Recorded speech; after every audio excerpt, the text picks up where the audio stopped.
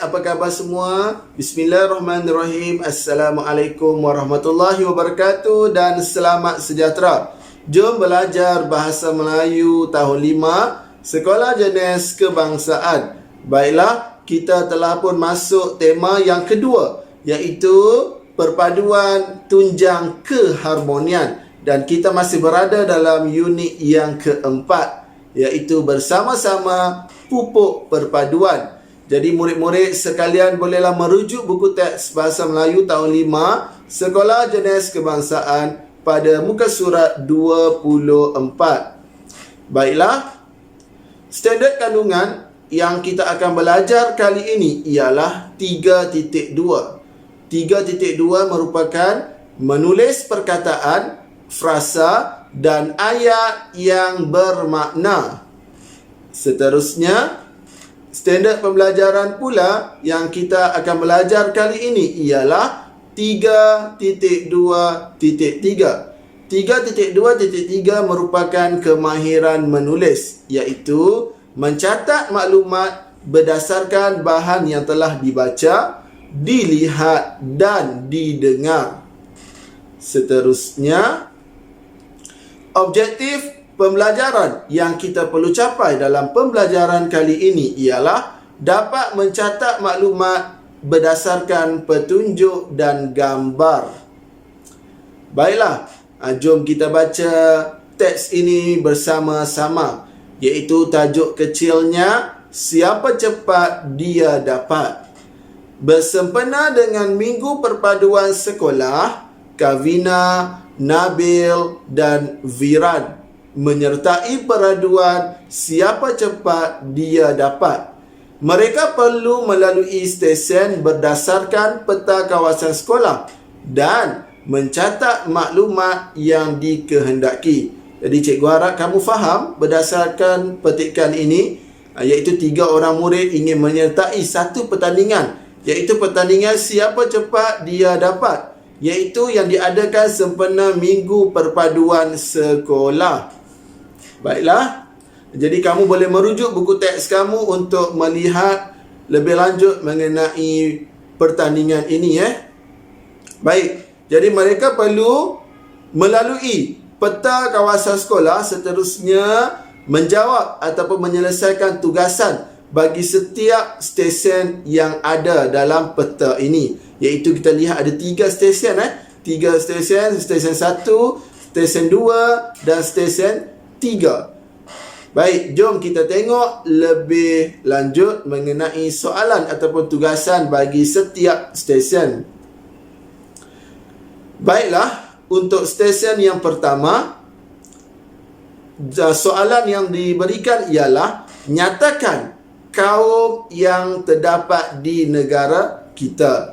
Jadi mereka perlu senaraikan beberapa nama kaum yang terdapat di negara kita, Malaysia. Jadi seperti yang kita sedia maklum, Malaysia merupakan sebuah negara yang unik, yang terdiri daripada pelbagai kaum sangat banyak, dengan kaum yang terbesar seperti Melayu, Cina, India. Ini 3 kaum yang terbesar. Dan ada kaum-kaum lain juga seperti Siam, Kadazan, dan kalau di negeri Sabah dan Sarawak terdapat pelbagai jenis kaum. Itulah uniknya Malaysia. Jadi dapatlah mereka selesaikan tugasan di stesen 1. Baik, seterusnya stesen kedua, bagaimanakah perayaan yang disambut oleh rakyat Malaysia dapat mengeratkan hubungan pelbagai kaum. Jadi tugasan ini mereka perlu nyatakan bagaimana perayaan yang disambut oleh pelbagai kaum di negara kita ini mampu mengeratkan hubungan pelbagai kaum.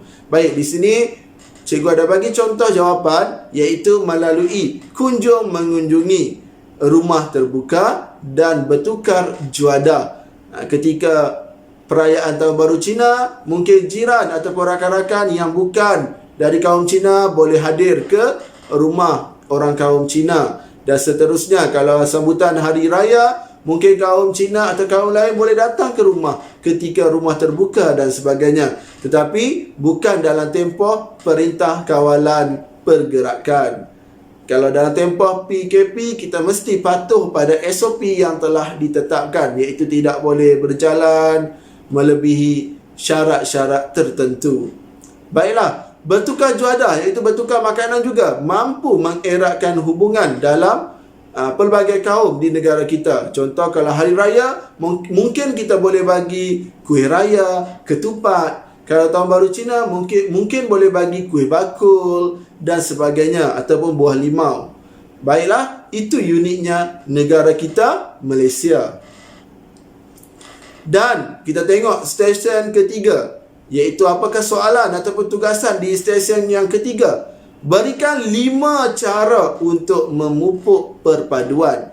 Baik, memupuk ni maksudnya lebih kepada melatih, mendidik, mengajar, iaitu supaya kita dapat lagi meningkatkan semangat perpaduan dalam kalangan rakyat Malaysia. 5 cara Baik, apa yang cikgu boleh senaraikan? Contoh jawapan. Yang pertama, ambil tahu cara hidup kaum lain. Maksudnya kita tahu, mungkin orang Melayu akan berpuasa selama 1 bulan.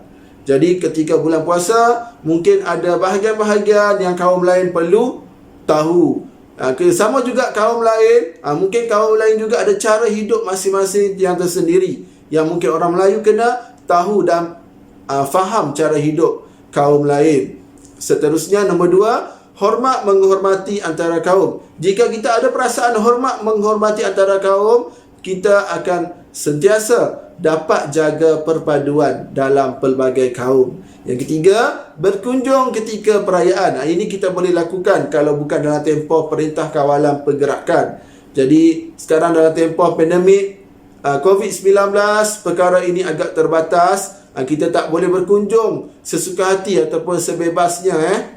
Baik, kemudian nombor 4, tolong menolong tanpa mengira kaum. Betul, terutamanya kalau jiran setaman. Kalau ada jiran kita yang memerlukan bantuan, tolonglah setakat kemampuan kita, ataupun mengikut kemampuan kita, apa yang kita mampu untuk memberi pertolongan.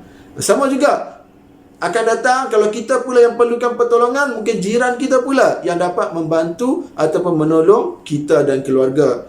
Yang kelima, tidak sentuh sensitiviti kaum. Ini sangat penting dalam hidup berbilang kaum, iaitu pelbagai kaum, kita perlu jaga sensitiviti kaum masing-masing. Mungkin orang Melayu tak boleh makan ini, tak boleh makan itu. Jadi kaum lain kena faham. Orang Cina pula mungkin tak boleh buat itu, tak boleh buat ini. Orang Melayu kena faham. Jadi kalau kita jaga sensitiviti kaum, tidak akan berlaku pelbagai masalah dan akan menyebabkan perpaduan antara kaum di negara kita semakin kuat dan utuh.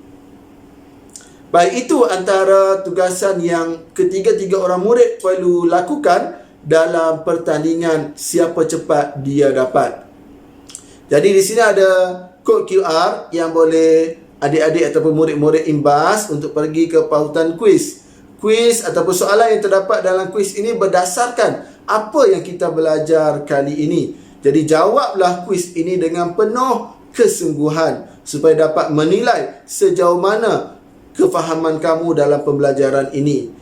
Jadi setakat ini saja dulu pembelajaran kita untuk kali ini. Semoga kamu dapat sesuatu, dapat manfaat daripada apa yang kamu belajar hari ini. Semoga kita berjumpa lagi dalam pembelajaran yang akan datang. Sekian, terima kasih. Bye-bye.